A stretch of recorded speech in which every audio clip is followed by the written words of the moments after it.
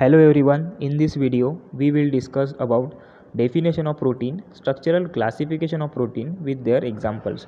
First, definition.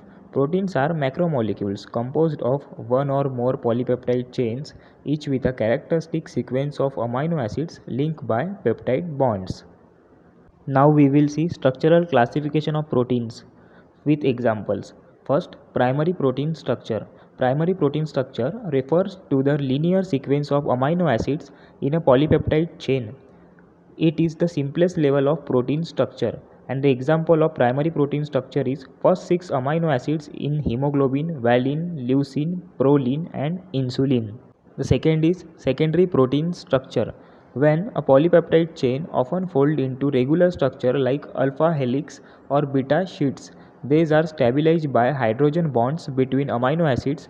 Examples alpha helix, example in keratin, second beta pleated sheet structure, example in silk and fibrin. Third is tertiary protein structure.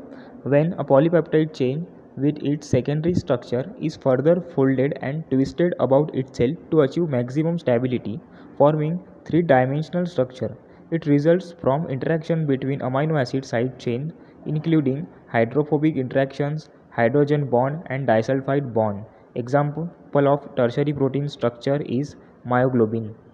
Fourth is quaternary protein structure is a 3D arrangement of polypeptide subunits. Some protein consist of multiple polypeptide chain, that is subunit, that comes together to form a functional protein.